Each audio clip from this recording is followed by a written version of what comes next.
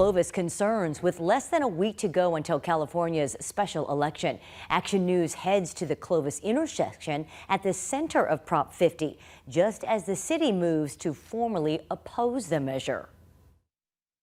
Now we're having to lobby 3 times harder to 3 different people, as opposed to being able to have a singular voice carrying the message of the citizens of Clovis forward.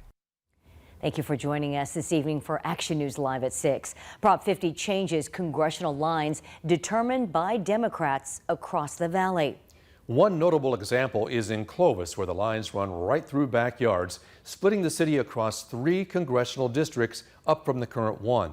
Action News reporter Gabe Ferris went to that neighborhood this week as the election heats up. Valley voters now casting their ballots in California's special election. From what I've seen, it can change how things go per party. Proposition 50 would temporarily redistrict the state, allowing partisan lawmakers to draw the lines instead of an independent commission. It would shift congressional boundaries everywhere, giving Democrats an upper hand in next year's midterms. And in the heart of the valley, home to a third of the state's Republicans in Congress, the city of Clovis would go from 1 congressional district to 3.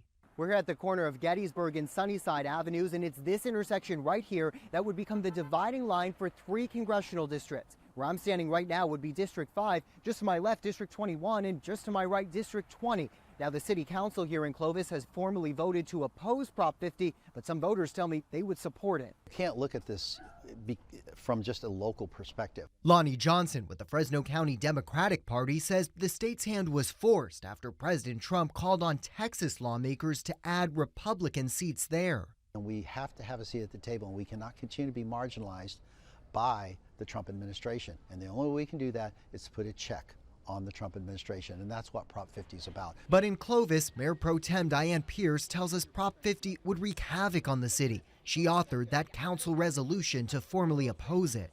We're going to be split into 3 districts, and that is the quintessential example of diluting the voice of the voters in Clovis. Pierce telling us that as the proposed line split this one neighborhood into 3 districts, she fears their voices could be lost. When they have other areas in their district that have a heavier percentage of their voters, it just dilutes our voice and our ability to bring our issues forward.